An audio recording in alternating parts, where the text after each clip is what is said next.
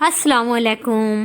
मैं ज़ीनत जबीन सिद्दीकी आप सबों की खिदमत में जनाब इमरान सागर साहब की गज़ल पेश करती हूँ। समात फरमाएं। किस कदर पाकबाज है रे तू, किस कदर पाकबाज है रे तू, क्या ज़मीने हिजाज है रे तू, किस कदर पाकबाज है रे तू।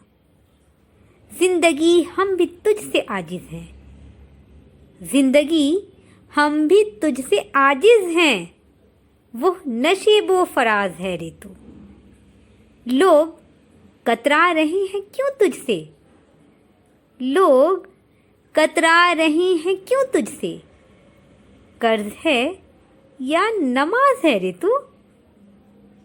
तू तो महमूद का मुखालिफ है, तू तो महमूद का मुखालिफ है।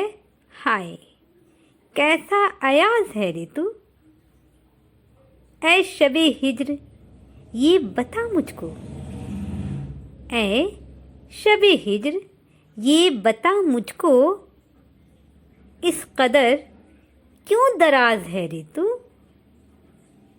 डूबना तो तेरा मुकद्दर है, डूबना तो तेरा मुकद्दर है, एक शिकस्ता जहाज है रे तू।